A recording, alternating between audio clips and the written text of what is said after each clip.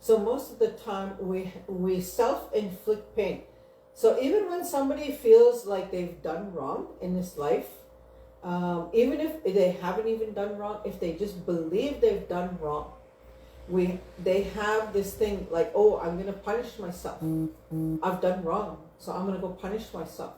So a lot of times when you take a look at addictions is these people are punishing themselves because they believe somehow, some way that they have done something wrong and that they need to be punished. So pain a lot of times is self-inflicted. When we're getting older, when we have free will, yes, we have pain. You know, maybe somebody's younger and they've been abused somehow, some way, and that was inflicted and out from the outside. But when we become adults, because of that pain that was inflicted upon us in our childhood, we somehow believe that we deserve pain. So when there's nobody else to bring pain to us, we bring it to ourselves. So with this alcohol, drugs, any of the addictions, alcohol, drugs, sexual addictions, gambling, all of these different addictions that we have, it is a self-punishment. It is because they had this time and this point because of the pain that was inflicted on them in their childhood, that they now believe that this punishment, now they have to self-punish. So when we tell ourselves, okay, I'm going to stop hurting myself, I want to find a way so that I will stop hurting myself. And I want to find a way so that I can let go of the pain and the hurt that was inflicted upon me. So that's very important. That's one of the first steps, is to say, I deserve a beautiful life. I deserve to be happy. I deserve to have a peaceful mind and a peaceful heart. So that was one of the big steps in my own healing. Was I ran into this old lady in Montana at a Sundance, and I was really sad. I was going through my healing journey at that time, and I was staying away from, I just recently had stayed away from alcohol and drugs. And I went to go to a ceremony. And I was really quiet. I didn't talk to other people, because one of the things my grandmother told me, she said, when you're going to a ceremony, you're going for one reason and one reason alone. You're not there to visit. You're not there to talk. You're there to talk to Creator and Mother Earth only. You're there to have a long conversation with Creator and Mother Earth. We're not there to go and, find a partner. We're not there to go and draw attention to us. Our only purpose and our only reason to attend a ceremony or join in a ceremony is just to speak to Creator and Mother Earth about the things that hurt us, about the things that are bothering us in that present moment. So it's important that we understand that when it comes to ceremony, we need to be focused. We need to be attentive to ourselves. We need to monitor ourselves, that our mind is not wandered, that we are just having this conversation with Creator and Mother Earth. And a long conversation, being a big tattletale, telling on everything that's ever happened to you, telling on yourself for the things that you have done wrong, and learning how to let go. Like I said earlier, when those traumatic memories come up, I stand to the south and I'll say, Creator and Mother Earth, I do not wish to carry this anymore. And I'm going to let this memory go. I'm going to send it to Creator and Mother Earth. I do not wish to hold it forever. I cannot hold it forever. And we imagine the memory, the traumatic memory, and we send it to the south, to the Creator, to a light, and we allow it to go. So when we do this and we're letting go of this trauma that is stored into our body, we're also releasing sickness, and we're also making space in our body so that we can have a better chance at having a good life. So we also need to fill those empty spaces. So when we're releasing something, we're then going to fill the empty space. Creator and Mother's love and healing coming in as you breathe in. Creator and Mother's love and healing going out. Creator and Mother's love and healing coming in. Creator and Mother's love and healing going out. So anytime we release, there's an empty space. So it must be filled with something. So what better to fill it with than Creator and Mother Earth's love? So that is really important. So I guess I can speak about what I do is I love to help people who are hurt. I love working with people who are hurt and lost in addictions and trauma. Um, that is one of the things. Sexual trauma, violence. So those are the things I guess that I like to help people with, because at one time I was very disturbed because of the sexual abuse I went through. I was disturbed because of the violent relationship. I was disturbed because of the violence I witnessed in the home.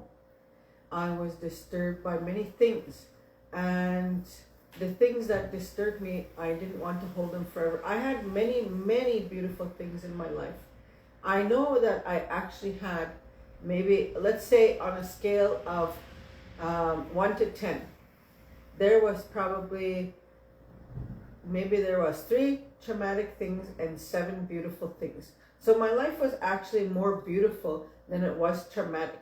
But when we go to a place where we have had trauma inflicted upon us, sometimes we get stuck in a place and that trauma just like, something is covering you up, and all of a sudden all you have these blinders on and all you can see and feel is the trauma.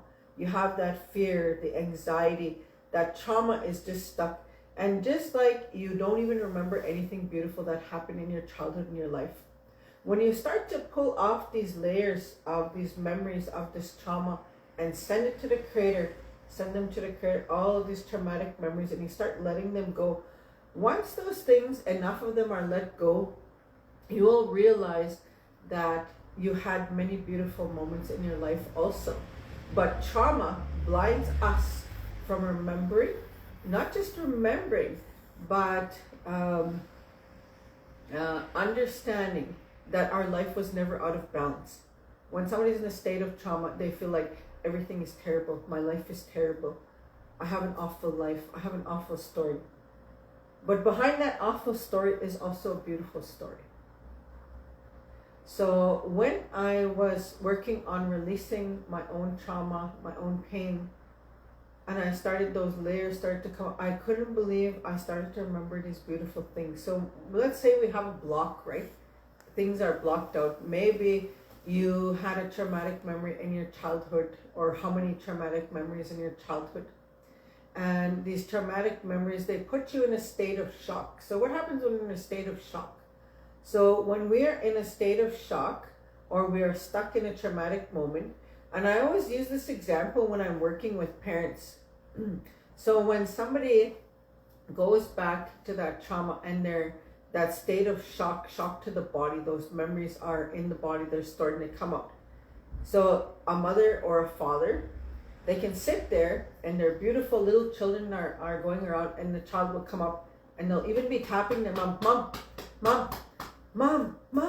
and they'll just be tapping their mother, and their mother is somewhere else. Her spirit is somewhere else. And this little child can't even get their mother's attention because this mother is in a traumatic moment and she's stuck in there. So that's one of the things I think that really pushes people is children. Children will push you to heal, because you turn around and you realize, oh my God, I've been ignoring my kid. My child is crying. How come I didn't even hear my child crying? You turn around and you realize maybe you forgot to make dinner and your kids are hungry. Or maybe you realize that what happened, it was just morning and now all of a sudden it's 2:00 in the afternoon. And I feel like I wasn't even present because I was so busy being hurt. I was so busy going over the trauma over and over again. So that's why this release of trauma is so important, because don't our children deserve a healthier version of what a family should be? Do our children not deserve? Yes, they do. They absolutely do. And within every generation of not just First Nations people, but all people all over the world, within every generation, we are healing. People are becoming better parents. They're having more balanced homes. There's, there's people who say, like, I want a better life for my children. And that's most parents' words, that they want a better life for their children. And so I can honestly say that my daughters are better mothers than me, than when I was their age. So I'm really thankful. So what that tells me is that me working on my trauma and my children witnessing me as I work on my trauma, they've now become less traumatized than I was. So now my grandchildren are going to have less trauma in their life. So this is really important, that we do our very best to heal so that we can leave to our children and our grandchildren a better life, a less traumatic life, a life where there is so much more happiness, so much more joy, so much more calmness of the mind, calmness of the heart. So this elderly lady in Montana said, it's very possible to have a peaceful life. And I looked in her eyes and I stared at her. And you know, when she spoke to me, she spoke 100% truth, pure truth. And I felt it in my heart. And I was like, oh my God, this old lady told me it's possible to have a peaceful life. And I thought about her words over and over and over, and they went right into my heart. And I said, I want that. I don't know what peace is right now, but that is what I want. I seek peace. I seek peace in my mind and peace in my heart.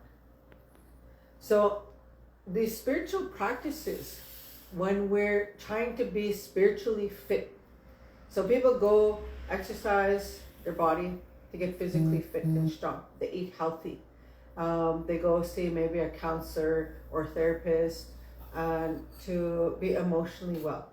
So spiritual wellness is one of the least spoken about of the balance of ourselves. So it's important that we understand that we need spiritual wellness. So some people believe or think, oh, I'll go to the sweat and I'll be just 100% healed. That's not how it works. So if I go to the gym and I go work out for one day and say, oh, I want to be real fit, physically fit. So if I go to the gym one day, can I really come back and I can really start telling people I'm physically fit? Holy, look at me, I'm in real good shape. No, that's a lie. It's not true. So spiritual wellness requires daily practice. And nobody gets to that point unless they're so sick and tired of themselves. So you got to get to the point where you're sick and tired of yourself, your trauma, your anxiety, your fear, your confusion in the mind. You get to a point where you're just so sick and tired of it and you want change. So when you get to that point and we say our prayers, Creator and Mother Earth, help me. I'm so tired of this anxiety. I'm tired of being afraid. I'm tired of being confused. I'm tired that my mind is so scattered.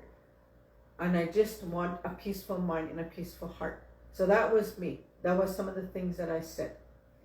And when I believed this old lady who told me it's absolutely possible to have a peaceful life, I couldn't believe it when I finally learned about peace. And I finally learned that I needed to stop fighting myself.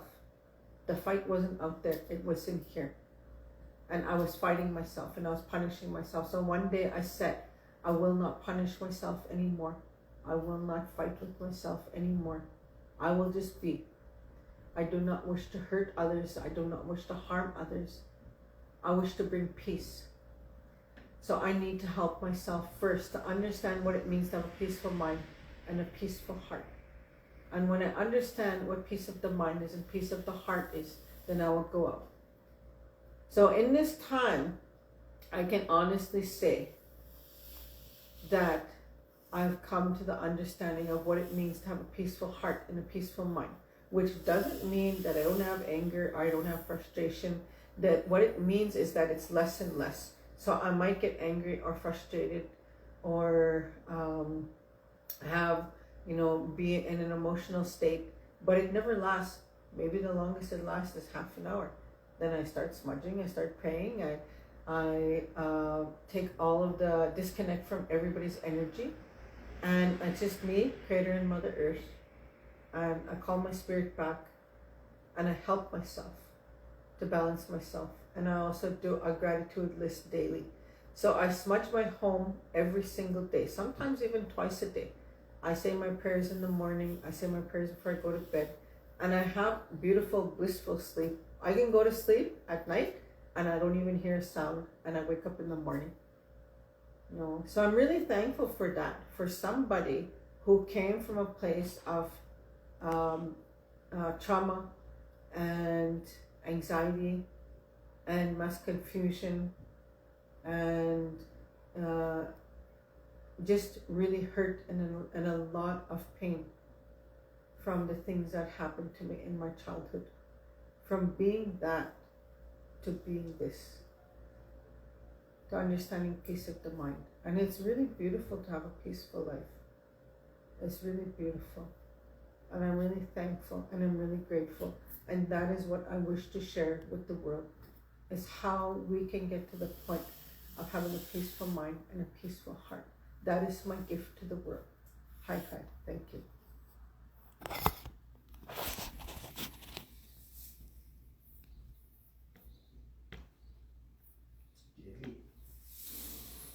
That's her up. You need to edit that.